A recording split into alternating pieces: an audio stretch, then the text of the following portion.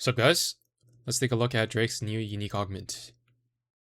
Aside from the 20 evasion on the augment itself, which adds a chunk of EHP, the augment mostly just gives her 2 new barrages, one every 10 seconds and one when your flagship strikes, with a 5-second internal cooldown, similar to Watarase. We can see the damage of the barrage in the 3rd tab of the Datamine here, link in the description. But instead of looking at the numbers and comparing back and forth with a bunch of other ships, I'm just going to take her into battle and do comparisons that way. Since the more powerful new barrage is tied to the flagship's attacks, her performance is going to vary drastically based on whether you're using a normal flagship, or someone like GVB, who will trigger it twice as frequently. I'm going to compare her single target damage against Hindenburg and Moskva against light and medium armor, and then Unzen against heavy. I'll do one run with a flagship that strikes 4 times, and then once with GVB. Since I'm not doing a comprehensive set of tests in this video, I'm really just looking to see if there's a big gap between the performance of the ships, or if they look like they're within the same ballpark, which could warrant further testing. My Drake is not oathed, and I'll take that into account when I look at her damage, but I did finally end up uncapping her to level 125, since I have a lot of cog chips and arrays these days. I'm not going to be showing the foe's test runs because I don't want to waste too much time. I encourage you to repeat these types of tests for yourself if you're curious. Maybe you have Drake oathed instead of Hindenburg, so it'll swing the results really heavily in the other direction.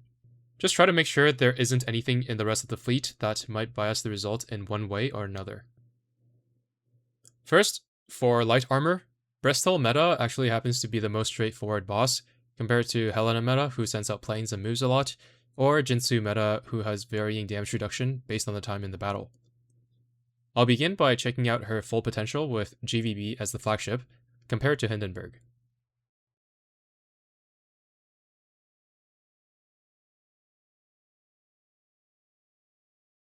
So it seems like even with a flagship that synergizes well with her, there's about a 20% gap between Hindenburg and Drake.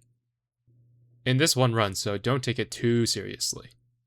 There isn't too much RNG in their kits, so there should still be a gap in Hindenburg's favor. Accounting for the oath difference and it potentially being an unlucky run, to be honest, I think there are places you could consider using Drake over Hindenburg, since she's much easier to keep alive. I could, for example, give Drake a Fumo radar, and her damage would probably be on par with Hindenburg's, while still having slightly better survivability. However, seeing as there is a gap even with GVB as the flagship, I don't think I need to compare them with a normal flagship. We know what the result will be. Next, I'll compare her with Moskva, whose damage against light armor is lower than that of Hindenburg, but she is even tankier than Drake.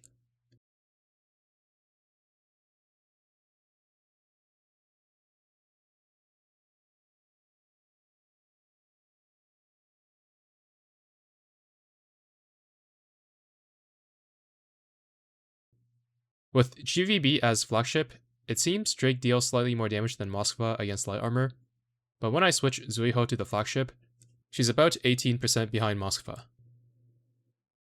With that in mind, let's take a look at her performance against medium armor. I don't have very high hopes since I believe both Hindenburg and Moskva perform better against medium, while Drake herself is about the same, but let's see. I'll start the comparison with Moskva.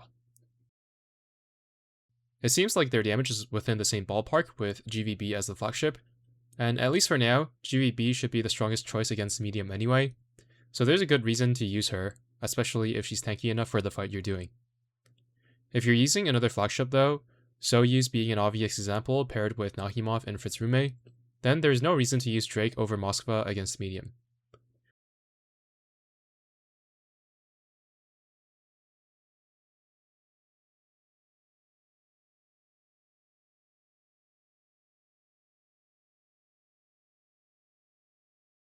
Compared to Hindenburg, there is once again a gap in their damage, but it's not that big.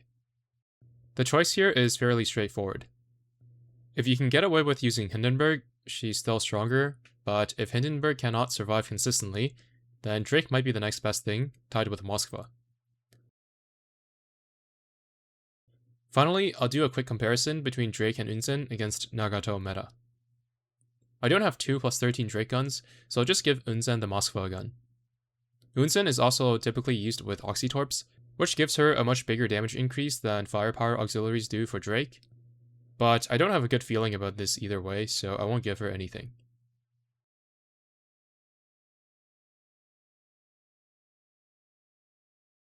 Her damage actually ends up being on par with Unsen, using GVB as the flagship, although once again, Unsen was not using Oxytorps, isn't receiving the torpedo damage buff from Carrier Amagi, and so on.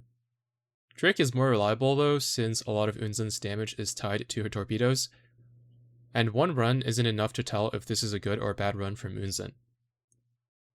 Overall, Drake's new augment does make up the gap between her and the modern Rainbow heavy cruisers, and she should no longer be considered the bar for SSR cruisers to clear to be considered good for their rarity.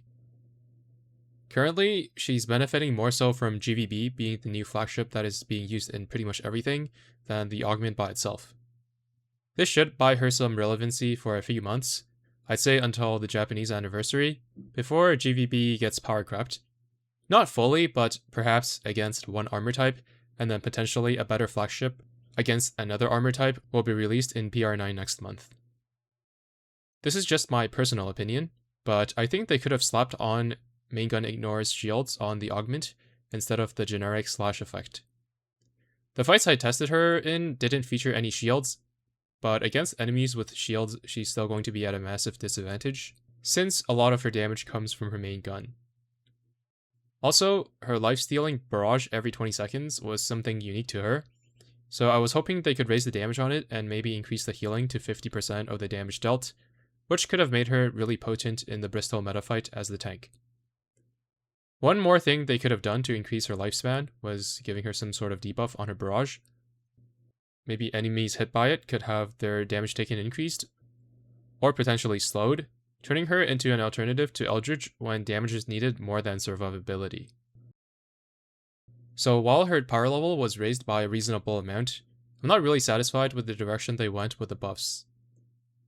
I feel like the augment didn't focus on the unique parts of her kit, didn't bring any utility, and she's just going to be power crept to irrelevancy once again in the near future.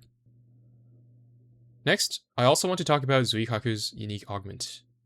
The 20 points in reload is pretty nice, but that's about where it ends.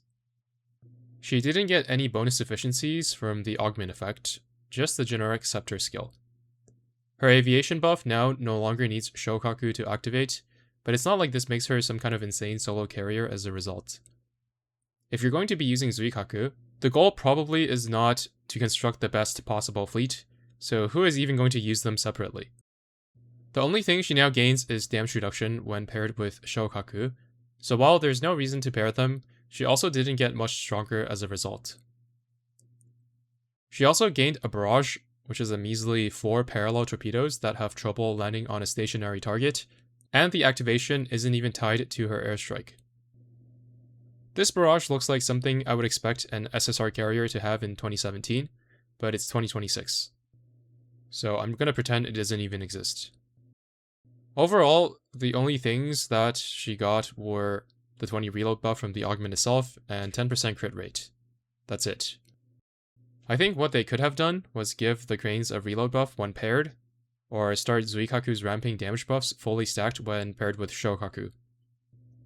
That would actually give her near UR levels of performance, although the catch would be you would have to use Shokaku in another one of your main fleet slots instead of another UR, so it would still be reasonable. I was quite looking forward to today's update when the ships receiving augments were announced, but yeah, this is not what I was expecting. I'm not going to doompost and say that augments will be shit from now on going forward, and I just pray that Kaga will be receiving better treatment than this. Akagi as well, I guess. Anyway, that's it for the new augments. Kavala got a new augment as well, and it might be decent, but it seems like she's asking to be used with Albacore when there are 2 UR subs, so that's probably not happening. Thanks for watching, and see you in the next one.